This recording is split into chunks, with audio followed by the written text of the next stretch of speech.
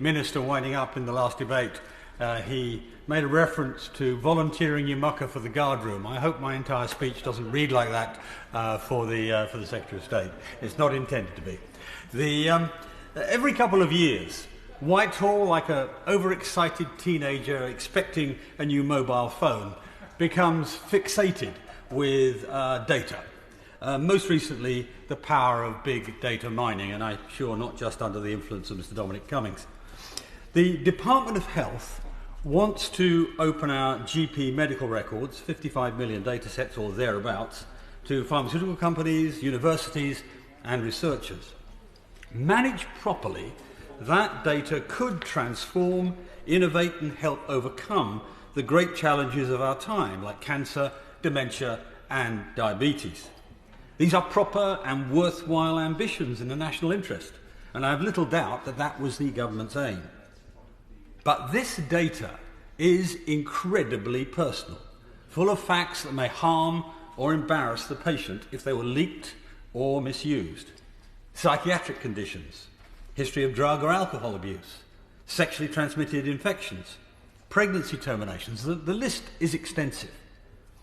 Revealing this data may not be embarrassing for everyone, but it could be life-destroying for someone. Unfortunately, in keeping with the Department of Health's long history of IT failures, the rollout of this programme has been something of a shambles. The government has failed to explain exactly how it will use the data, failed to say who will use the data, and failed to say, most importantly, how it will safeguard this treasure trove of information. The government describes the data as pseudonymised.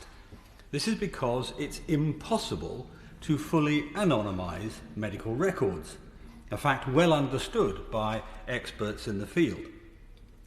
Even pseudonymised, anyone could be identified if someone tried hard enough.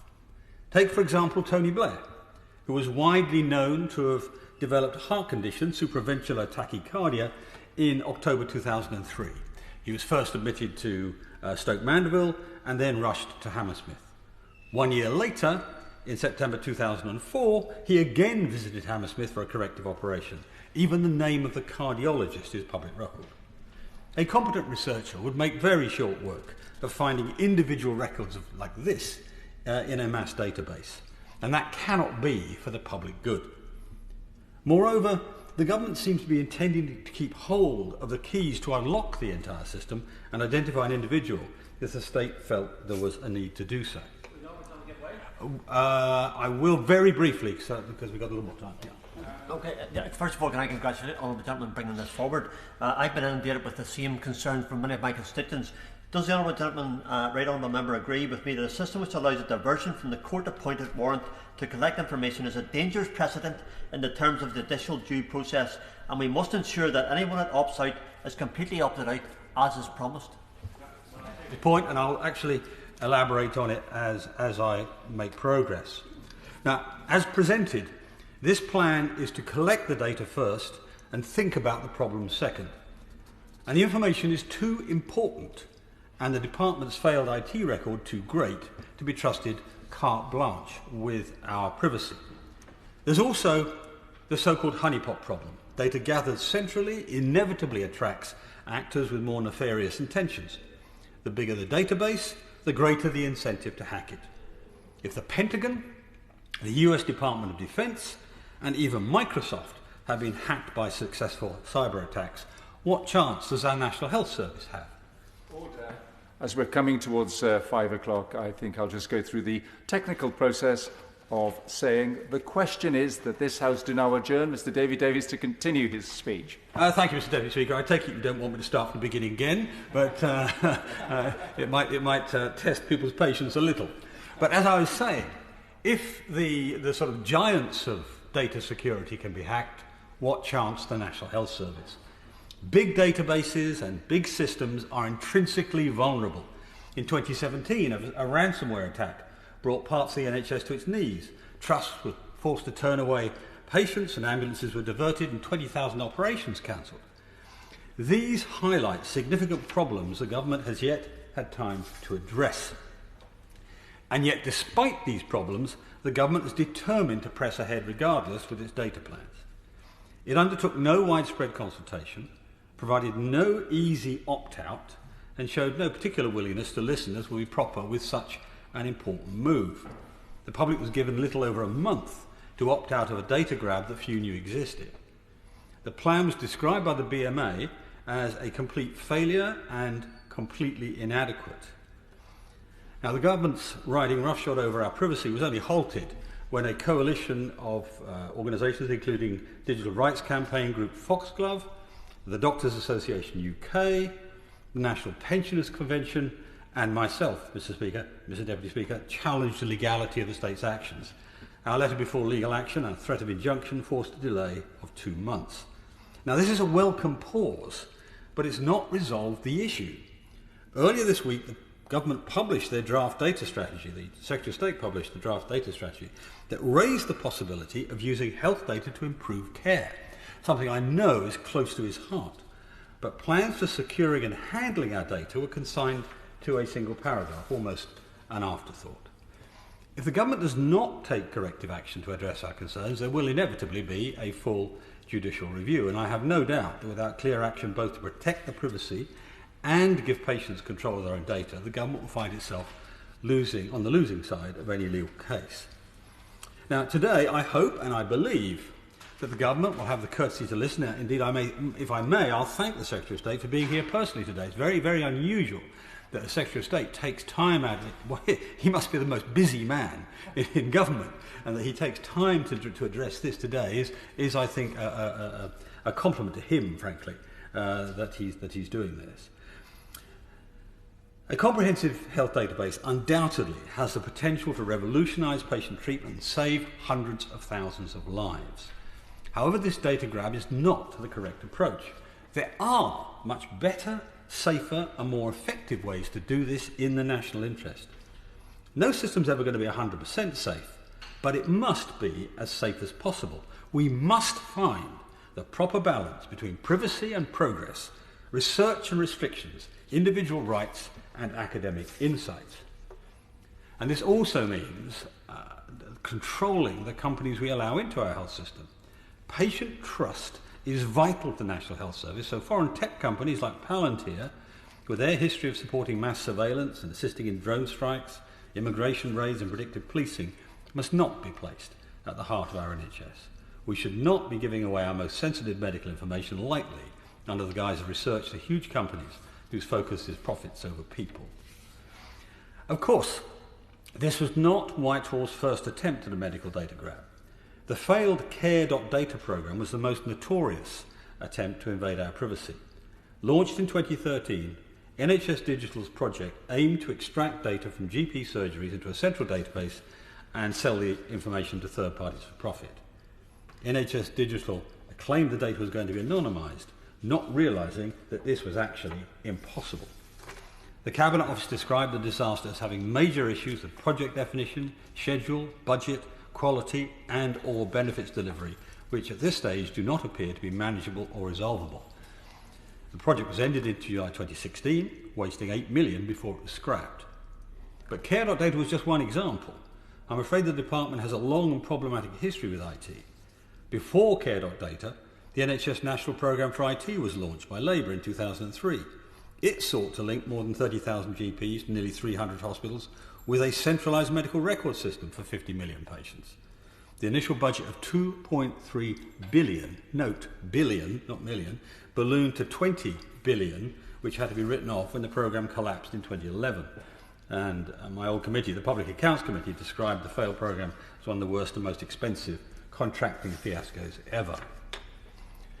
The possibilities to make research more productive, quicker and more secure are goals worth pursuing. There's no doubt we all agree on the aims, but the path to progress must be agreed on. And there is clear concern amongst the public, GPs and professional bodies about this new data system. I give way to the Honourable Lady for York.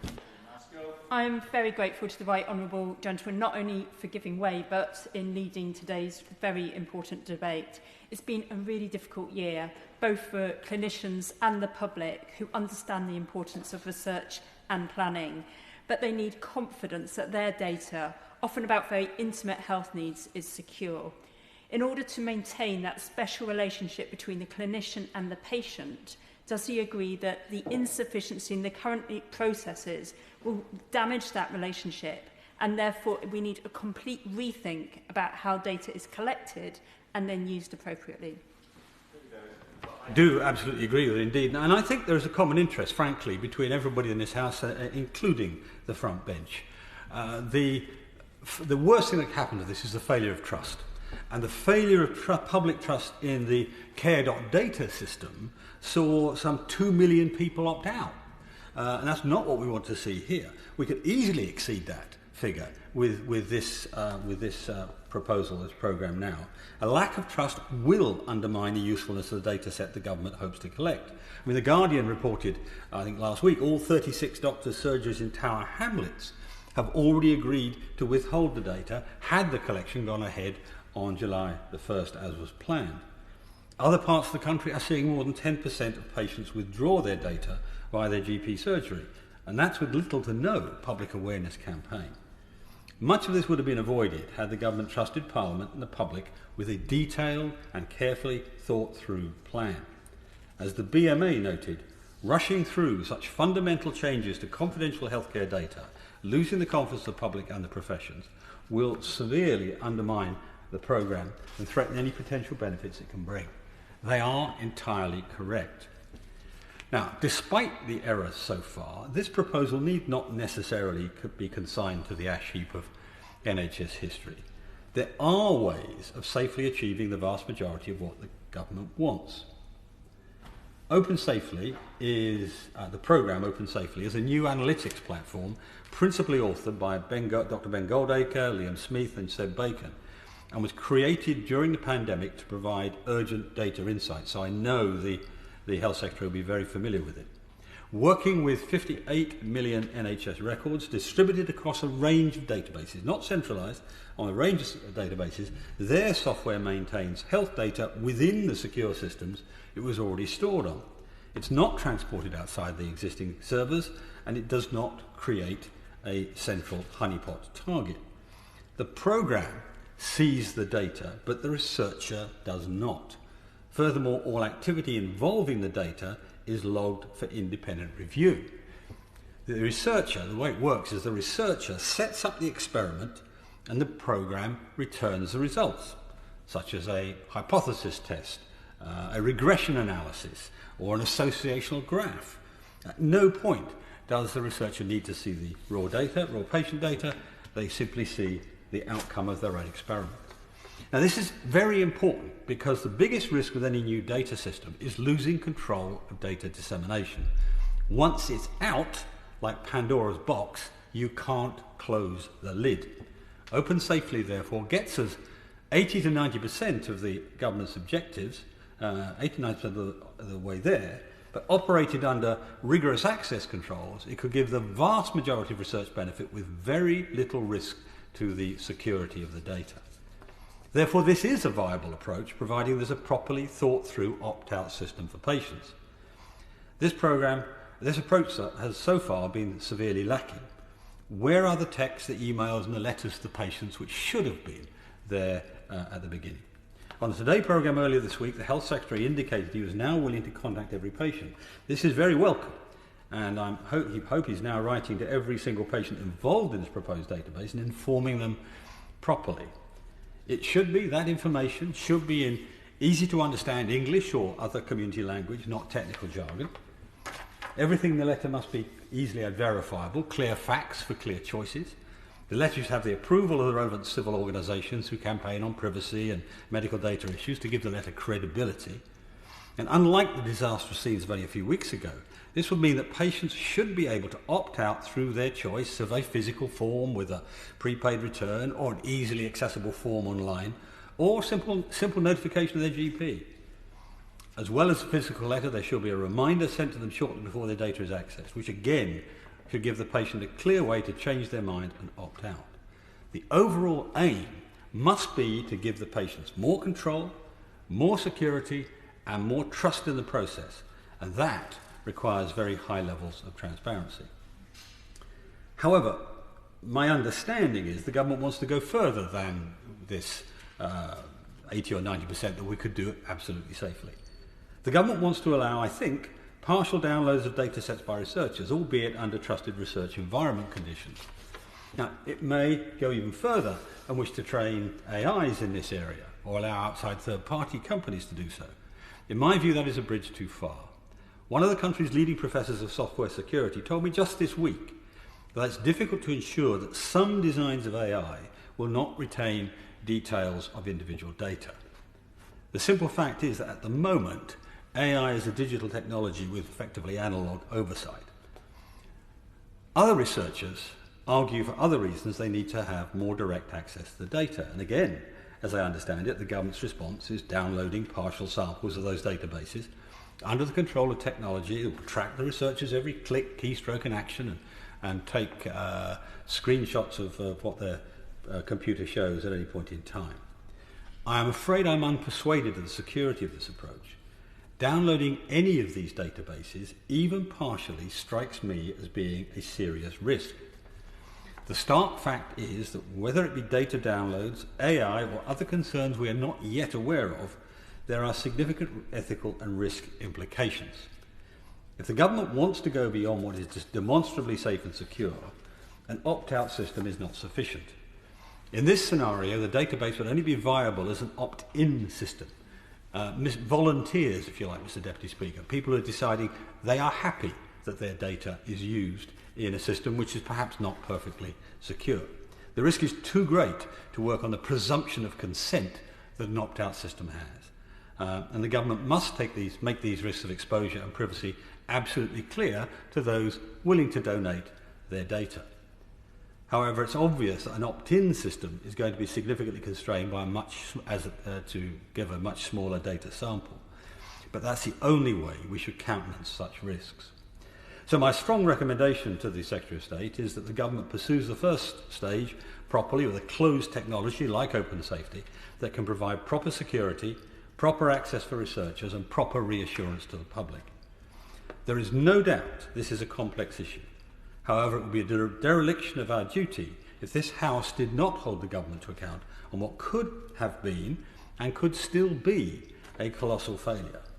Whether it intended it or not, the Department of Health has given us the impression it did not take the privacy and security of our personal health records sufficiently seriously. This is extremely damaging to the government's cause, which I have no doubt is well-meaning. The Department needs to explain to the House how it will address the legitimate concerns and safeguard this most sensitive of personal data. Only by properly respecting the privacy of the citizen and by obtaining freely given informed consent can the Department deliver on its prime purpose, which must be enhancing the health of the nation, something I know is absolutely close to the Secretary of State's heart. Secretary of State. Well, thank you very much, Mr. Deputy Speaker. And I've come to the House today to answer this debate because of the importance of the subject matter and because of the importance of getting this right. And I recognise and acknowledge the checkered history that my right honourable friend described. And I see that checkered history as one of the reasons that the NHS does not yet have the modern data architecture that it needs. Because previous attempts, both the National Programme for IT and care.data, have failed in the past, and so people have shied away from tackling this problem in a modern, secure and agile way. And I have come to demonstrate and to argue that there is no contradiction between high-quality security and privacy within the data held within a health system and the use of that data in order to save lives, because in a well-structured, well-thought-through system, both are enhanced. I profoundly believe that. I think that my right honourable friend does too. And I agree with him when he said that we agree on aims, the key is the path. And I agree with him too that the proper use of data has the potential to save hundreds of thousands of lives if we use it as safely as possibly, but also allow for the insights in the data to be discovered in order to promote better healthcare, better discoveries, and the better operation of the NHS. And I think if you didn't believe that before, Mr. Deputy Speaker, then you could not fail to have been persuaded by that if you look at the experience of the last 18 months. We have discovered that an old, cheap drug, dexamethasone, helped to reduce the likelihood of you dying if you ended up in hospital with COVID, and as a result has saved around 1 million lives across the globe. And we discovered that within the NHS because of the data that we have and because of a well-structured, high-quality data architecture project to find that fact, to find out which drugs worked. We know that the NHS will operate better if different parts of it can compare their performance better. And we also know that patients want their data to be used better, because the frustration expressed to me so frequently from patients who are asked over and over again, who are you and what's wrong with you, when that data should be available to the clinicians who need to see it, that frustration is palpable. And we know that the clinicians in the NHS want high quality use of data so that they don't waste so much time on outdated IT, and so that they can treat the people in their care better. All of these things matter, and they will save lives. The current GP data service, GPES, is over 10 years old and it needs to be replaced. And the project that my right honourable friend referred to, the GP data for planning and research, is there to unlock the intrinsic benefits of this data, but it must be done in a way that maintains the highest possible standards of security. The goal of this and the outcomes of this, when we get it right, and I say when, not if, is that it will reduce the bureaucracy and workload on GPs, it will strengthen privacy and security, and it will replace around 300 separate data collections with one single collection. And if I may take my right honourable friend back to 2018, I piloted through this House the Data Protection Act, in which we brought the GDPR into UK law and we strengthened provisions for data security. And you may remember it, Mr. Deputy Speaker, because you might have received a few emails about it at the time. Companies asking if you're still happy for them to hold your data. And you could have replied at the time, no. And in fact, I got off quite a few lists that I was no longer interested in receiving the emails from, because I was reminded that I was still on them and I could opt out. Now, I think the time has come for a similar approach, an update to the way that we think about health data in this country that puts security and privacy at its heart, and in so doing unlocks the insights in that data and allows us to hold the trust of the citizens who we serve. And the way that I think about that is this. In the current law, it is considered that citizens do not control their health data, but that the NHS does. For instance, GP data is controlled by GPs. However, the approach we should take is that a citizen is in charge of their data. It is our data. The details of my bunion are a matter for me, and me primarily, and I won't have anybody in the NHS tell me whether I can or can't disclose the details of my bunion. It's going fine. Thank you very much for asking. But that matters. It matters to me, even though it is a completely uncontroversial health condition. But as my right honourable friend set out, for many people, their health data is incredibly sensitive, and it is vital that it is kept safe. So, turning to the question at hand, the programme, the GP data for planning and research, will be underpinned by the highest standards for safety and security. And I, like him, am a huge fan of the progress and the advances we've seen in trusted research environments. These are the safe, secure places for bringing together data where researchers can access the data, or more accurately, the insights in the data, whilst maintaining the highest standards of privacy. I too am an enormous fan of Dr. Ben Goldacre and his team, And the Open Safely project has shown the benefits that TREs can bring, because they allow us to support urgent research and to find the insights in the data whilst protecting its privacy.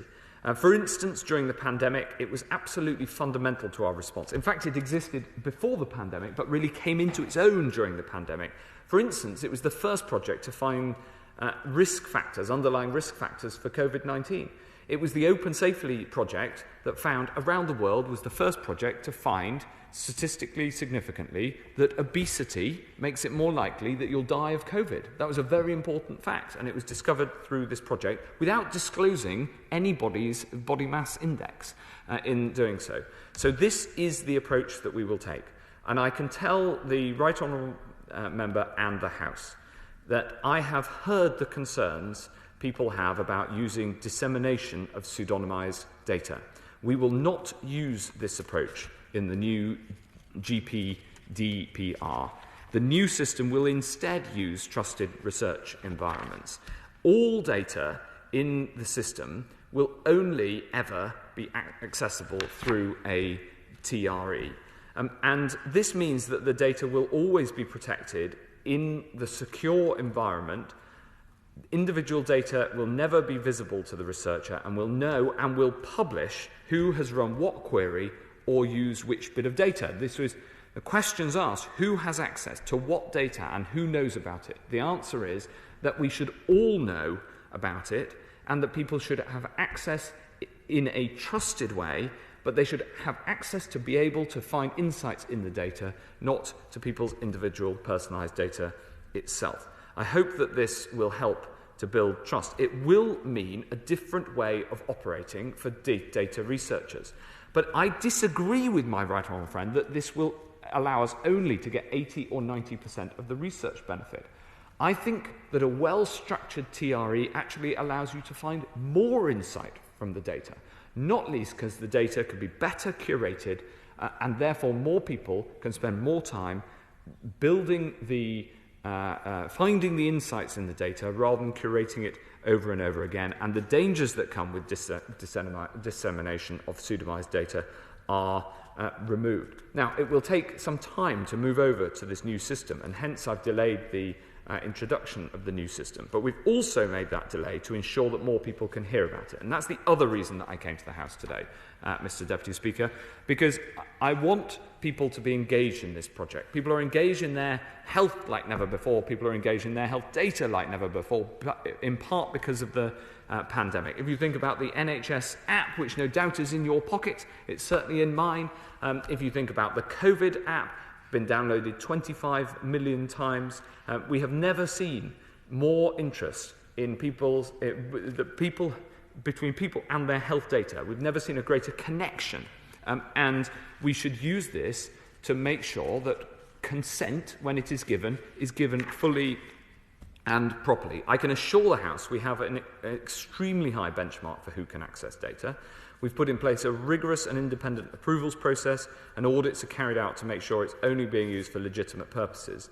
We'll make sure that the right data can be accessed by the right people at the right time, but only by the right people at the right time. And both sides of that it can be accessed by the people who need to see it, but only by the people who need to see it. This is critical to getting this right. If I can turn, Mr. Speaker, to the question of the giving of that consent. It is crucial that we ensure that there is enough knowledge and understanding of these changes that people are brought into the process. People know that they have an opt-out because the research is clear. The majority of people are keen to allow their data to be used to help to save other people's lives. But they want to know, and they are reassured if they are given an opt-out, even if they stay opted in, because then you know that it is based on your consent. So this important programme will have an opt-out system. We're strengthening the opt-out system already, and we will take the time to work with those who are enthusiastic about using data properly, with those who ensure that their questions of privacy and security are put to the fore, and with the public and of course with clinicians, to make sure that we strengthen this programme further in terms of its security and privacy, yes, but also in terms of the outcomes that we can get from the data, and so that we can find new treatments to help to save lives. This is an important programme. The use of data in the NHS will have a huge impact on the future of health and care in this country, and we want to take people with us on this mission. We've developed this policy together with doctors and patients and experts in data and privacy, and over 200 prominent scientific and medical researchers have endorsed a statement of support of this mission. But we've decided to take some extra time to consult further and to be even more ambitious about what we want to deliver, with a new implementation date of the 1st of September. One of the central lessons of the pandemic is that data makes a difference. So let's keep working on this to take it forward, learning the lessons of the crisis so we can build back better and use data to save lives. And the Secretary of State's Bunyan notwithstanding, the question is that this House do now adjourn. As many as are of that opinion say aye. Aye. Or the contrary, no. I think the ayes have it. The ayes have it. Order. Order.